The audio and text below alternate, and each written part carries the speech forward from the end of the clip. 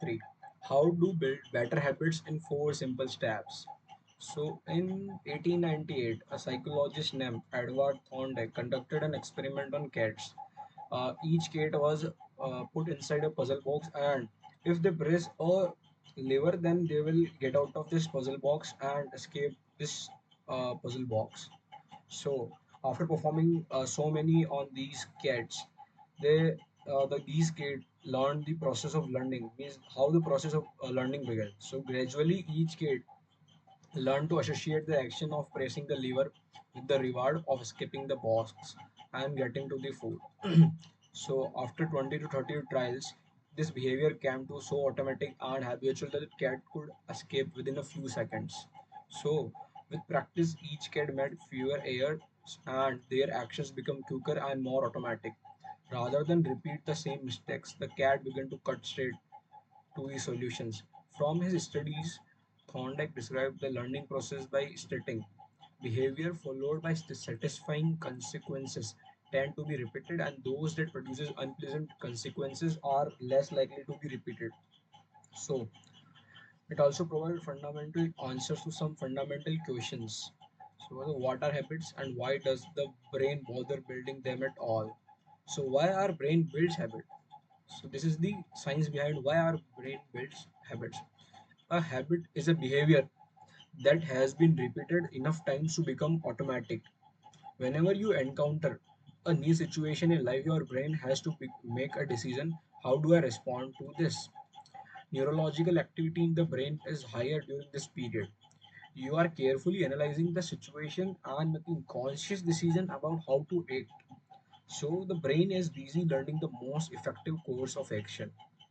So you are exploring and exploring and exploring, and then bam, a reward.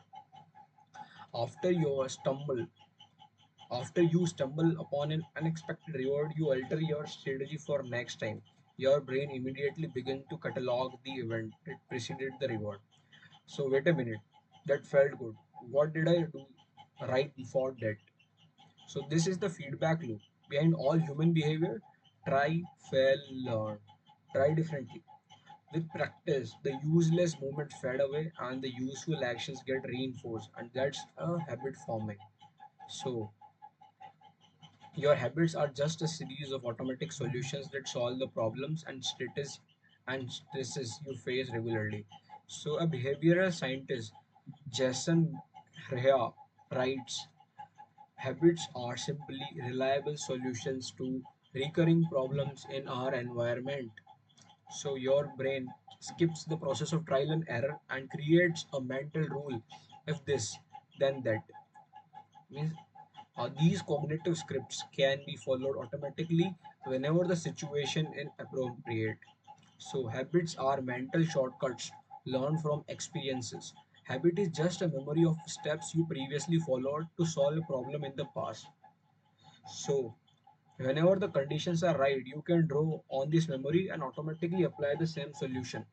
The primary reason the brain remembers the past is to better predict what will work in the future, and this is the science behind the habit formation. So habit formation is incredibly useful because the conscious mind is the bottleneck of the brain. It can only pay attention to one problem at a time. As a result, your brain is working to preserve your conscious attention for whatever task is most essentials. So habits reduce cognitive load and free up mental capacity so you can allocate your attention to other tasks. Okay, understood? So they make you think that you have to choose between building habits and attaining freedom. In reality, the two complement each other. So habit doesn't restrict freedom. They create it. They create freedom, okay? So it's only by making the fundamentals of life easier that you create the mental space needed for free thinking and creativity. This means that habit gives us freedom, okay? Habit gives us freedom. So building habit in the present allows you to do more of what you want in the future. So the science of how habit works. So the process of building habit can be divided into four simple steps: cue, craving, response, and reward. This four-step pattern is the backbone of every habit, and your brain runs through these steps in the same order each time. The first here is cue. The cue is just like an action or like like a triggering point.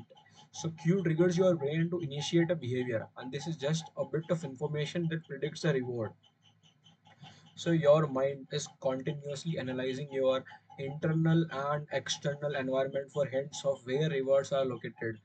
And because the cue is the first indication that we are close to a reward, it naturally leads to a craving.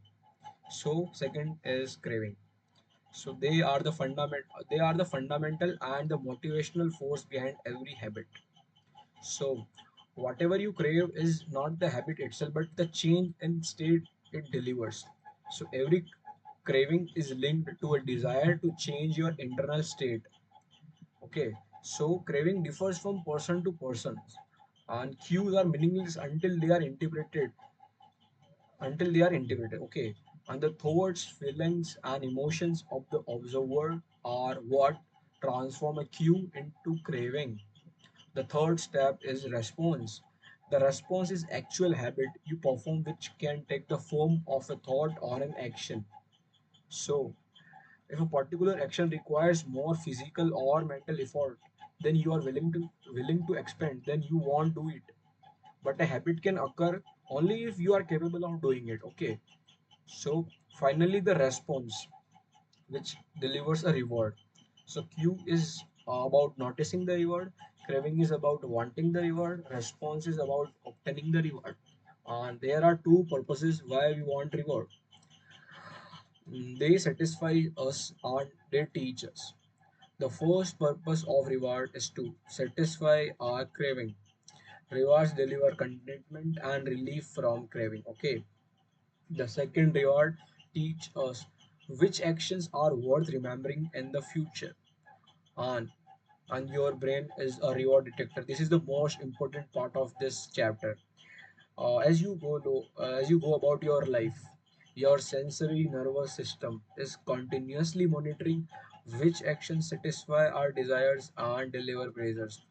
Feelings of pleasure and disappointment are part of the feedback mechanism that help your brain distinguish useful actions from the useless ones. Okay. So reward close the feedback loop and complete the habit cycle. If a behavior is insufficient in any of the four stages, it will not become a habit, and eliminate the cue and your habit will never start. Okay. So to reduce the craving and you want experience enough motivation to act, make the behavior difficult and you won't be able to do it. And if the reward fails to satisfy your desire, then you will have no reason to do it again in the future. So without the first three steps, a behavior will not occur, and without all four, behavior will not be repeated. The habit loop. This is the habit loop. Cue, craving, response, reward. Cue, craving, response, reward. Just a habit loop. So this four-step process is an endless feedback loop that is running and active during each moment you are alive. Even now. Even now it is running. Okay. The brain is continually scanning the environment, predicting what will happen next, trying to trying out different responses and learning from these results. The entire process is completed in a split second, and we use it again and again without realizing everything that has been packed into the previous moment. uh, we can split these four steps into the two phases. The first is the problem phase and the second one is the solution phase. And the problem is when you realize that something needs to change, and the solution is you take the action and achieve the change you desire. This is problem and this is a solution.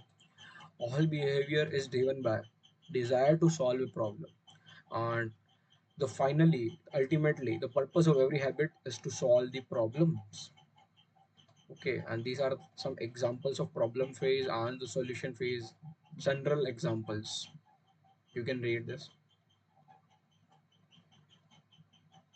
So, after decades of mental programming, we automatically slip into these patterns of thinking and acting, just like in habits. The four laws of behavior change. How the four stages of cue, craving, response, and reward influence nearly everything we do each day.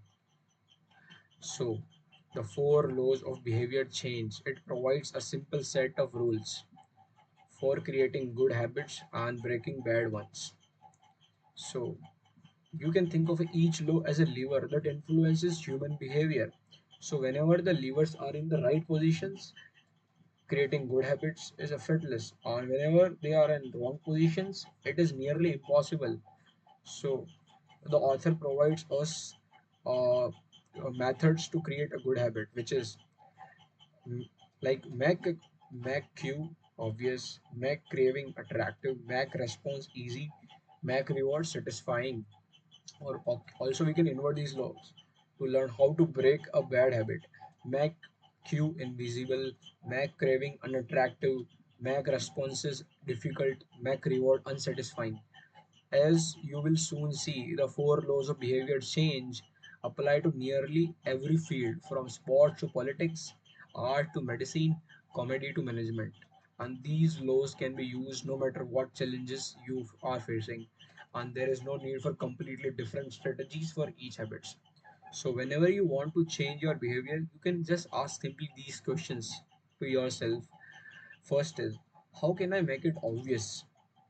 Second one is, how can I make it attractive? Third one is, how can I make it easy? And the fourth one is, how can I make it satisfying? This all is about your task or yourself, okay, your behavior. So, and the key of creating good habits and breaking bad ones is to understand these fundamental laws and how to alter them to your specifications. Every goal is doomed to fail if it goes against the grain of the human nature. This is the chapter summary.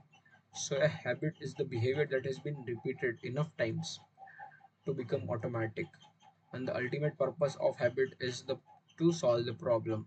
This is the four-step method, and these are the four laws of behavior change and how to implement these, like make it obvious, attractive, easy, and satisfying. Thank you.